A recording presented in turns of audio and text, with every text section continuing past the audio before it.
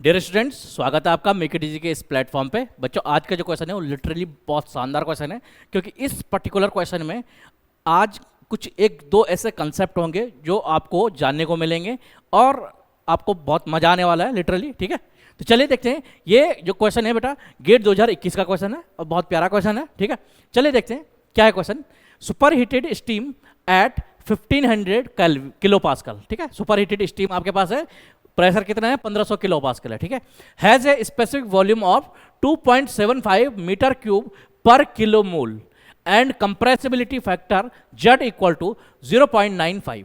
ठीक है, the temperature of steam is in degree Celsius. ठीक है, तो ये डिग्री सेल्सियस में टेम्परेचर पूछ रहा है कि क्या टेम्परेचर होगा। क्या क्या दिया है आपके पास, प्रेशर आपको दिया है 1500 किलो पास्कल, स्पेसिफिक वॉल्यूम दिया है आपको 2.75 मीटर क्यूब पर किलो मोल। ध्यान रखना this is in kilo mole. Specific volume और किस चीज में देखते हैं हम देखते हैं किसमें, मीटर क्यूब पर केजी। आप तो कहेंगे भाई सर स्पेसिफिक वॉल्यूम तो मीटर क्यूब पर केजी में होता है। नहीं, specific volume metre cube per KG में भी होता है, मीटर क्यूब पर किलो मोल भी होता है। कैसे होता है वो मैं अभी बताऊंगा आपको। ठीक है, उसके अलावा जेड आपका क्या कंप्रेसिबिलिटी फैक्टर है 0.95। टी आपको निकालना है डिग्री सेल्सियस में, ध्यान रखना डिग्री सेल्सियस में आपको निकालना। ठीक है, चलिए सबसे पहले आप बात आते हैं, जब हम आइडियल गैस इक्वेशन पढ़ते हैं तो PV is equal to MRT पढ़ते हैं। ठीक है, PV is equal to MRT. यहां पे मास आपका किसमें, केजी में है, आर आपका क्या है, कैरेक्टरिस्टिक गैस कांस्टेंट है। ठीक है, जब हम दूसरी इक्वेशन सेम चीज की दूसरी इक्वेशन पढ़ते हैं आइडियल गैस की, वो क्या होती है, PV equal to n R bar T. मतलब ये मास की टर्म्स में है, ये इक्वेशन आपकी मोल्स की टर्म्स में। एन क्या है यहाँ पे, नंबर ऑफ मोल्स। ठीक है, मोल्स होता है, और आर बार जब मोल्स आता है तो आपके पास आर बार आता है, मास आता है तो मास के साथ आपका आर आता है, characteristic gas constant. Are bar क्या हो गया, यूनिवर्सल गैस कांस्टेंट। क्लियर है, तो एन के साथ आर बार, क्लियर है, और एम के साथ आर। ये बात ध्यान रखना है आपको। ठीक, जानते हैं आप लोग, वैसे कोई दिक्कत नहीं है इतनी। ठीक है, इतनी बातें तो आप सब जानते ही हैं। ठीक, इसका मतलब ये हुआ बच्चों सीधा सीधा कि इस इक्वेशन में मास आपका केजी में, इस इक्वेशन में मोल में है। ठीक है, अगर आप स्पेसिफिक वॉल्यूम की टर्म्स में निकालेंगे, पहले इस इक्वेशन को देखते हैं। ठीक है, पी वी, इस एम को हमने नीचे ले आएगा वी के नीचे। ठीक है, इक्वल टू आर टी आपका आ जाएगा। यहां से वी अपॉन एम आपका क्या है, स्पेसिफिक वॉल्यूम, मतलब वॉल्यूम पर यूनिट मास। ठीक है, स्पेसिफिक वॉल्यूम बन जाएगा, that is equal to R T. Clear, ये स्पेसिफिक वॉल्यूम जो होगा आपका particular, this will be in metre cube per kg. Clear है, पर केजी की टर्म में ये होगा आपका। ठीक, दिस इज पर केजी। अब दूसरी वाली इक्वेशन का हमने देखा कि क्या क्या हमने v के नीचे इस n को ले आए, यहाँ v के नीचे n, यहाँ क्या बचा, r बार t हमारा बचा, v अपॉन n मतलब volume per unit mole, volume per unit mole. तो ये जो स्पेसिफिक वॉल्यूम यहाँ पे है, this is volume metre cube per mole. ध्यान रखना, ये वाला स्पेसिफिक वॉल्यूम था मीटर क्यूब पर केजी, मतलब volume per unit mass. This specific volume is in terms of mole, metre per mole, metre cube per मोल। इसका मतलब है कि this is volume per unit mass, sorry per unit moles. Clear है, समझ आ गया आपको। तो स्पेसिफिक वॉल्यूम आपका इस तरह से भी दिया हो सकता है, इस तरह से भी, मतलब कि मीटर क्यूब पर केजी में भी दिया हो सकता है, मीटर क्यूब पर मोल या किलो मोल जो भी है भाई वो तो अलग चीज है, पर मोल के टर्म्स में मतलब। ठीक है, इस टर्म में भी आपको दिया हो सकता है। जब आपका केजी की टर्म्स में दिया होगा तब आपको ये इक्वेशन लगानी है, दिस इक्वेशन। जब आपका मोल के टर्म्स में दिया होगा तब आपको ये इक्वेशन लगानी है। समझ आ गया मामला क्या है। ठीक है, चलिए, तो ये हमने इक्वेशन यहां पे लिखी। ठीक है, ये हमने क्या लिखी यहां पे बच्चों, इक्वेशन आपके लिए लिख दी यहां पे। ठीक है, ये इक्वेशन हमने आपके लिए यहां पे लिख दी कि PV equal to R bar T. Clear, R bar क्या है, यूनिवर्सल गैस कांस्टेंट। अब आप देखेंगे कि ये जो इक्वेशन आपकी बनती है बेटा, ये आइडियल गैस के लिए थी, स्टार्टिंग से हमने देखा।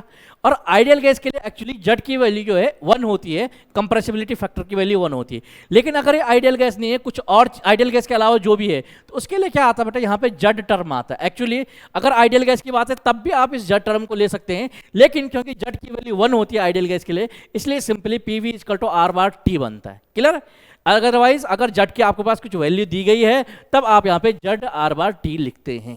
ठीक है, क्लियर हो गई बात, ये आपका आ गया। अब आपने इस इक्वेशन को क्या है लिख दिया, PV equal to same Z R bar T लिखा, यहां से आपने टी निकाला कि PV upon Z R bar. Clear है, प्रेशर की वैल्यू रखी, हमने क्या बोला, प्रेशर क्या था 1500 किलो पास्कल, यहां पे प्रेशर था 1500 किलो पास्कल, वो हमने यहां पे क्या कर दिया, पुट कर दिया 1500।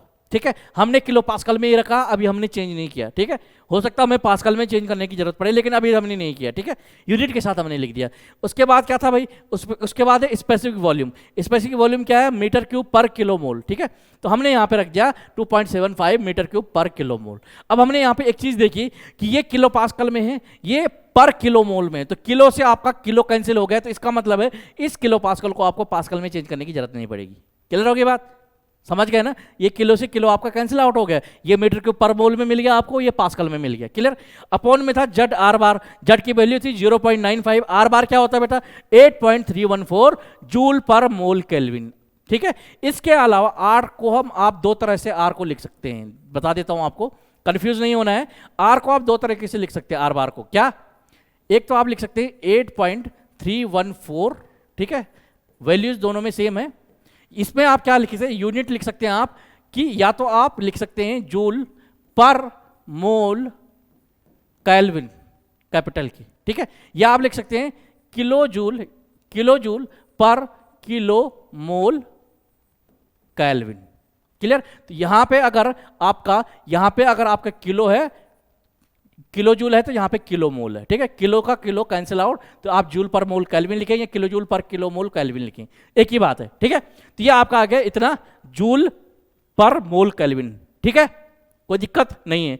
इसको हमने क्या करना है, सॉल्व करना है। यहां से हमारा सर कट चुका है, सब कुछ हमारा बढ़िया यूनिट में आ चुका है, अब कुछ भी चेंज करने की जरूरत नहीं। हमने क्या किया 1500 इंटू 2 पॉइंट, ये सारा आपने मल्टीप्लीकेशन किया। ठीक है, और यहां से हमारा जो टेम्परेचर निकला बेटा, ये निकला 522.26 केल्विन।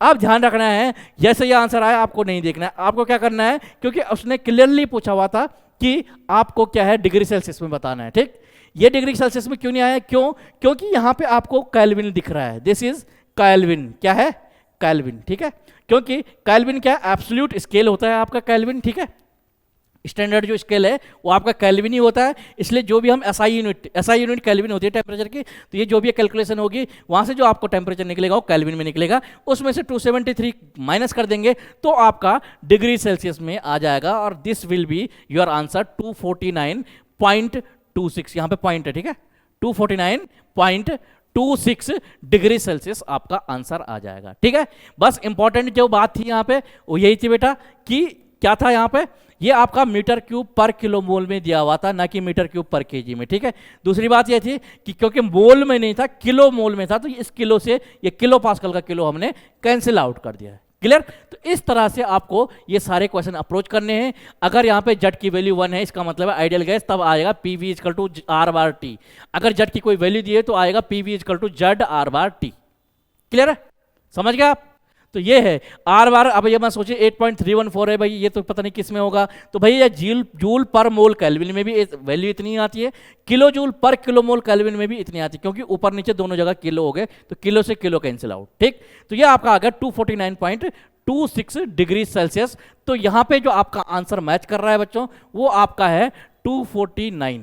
क्लियर है, तो ये आपका क्या आ जाएगा, ये आपका इस क्वेश्चन का आंसर आ जाएगा। ठीक है, मजा आएगा आपको। ठीक है, ये देखिए, ये है ब्यूटी बेटा, यही है ब्यूटी इस क्वेश्चन की। इस क्वेश्चन की जो ब्यूटी है ना, वो यही है। क्लियर, तो चलिए बच्चों, अगर आपको ये लेक्चर पसंद आया हो, ये सेशन पसंद आया हो, तो सेशन को लाइक करें, कमेंट करें, शेयर करें, और अगर आप हमारे चैनल पर नए हैं तो चैनल को सब्सक्राइब करें और बेल आइकन दबाना ना भूलें, ताकि हमारे हर इंपॉर्टेंट वीडियो की नोटिफिकेशन आपको मिलती रहे। Thank you so much for watching this video.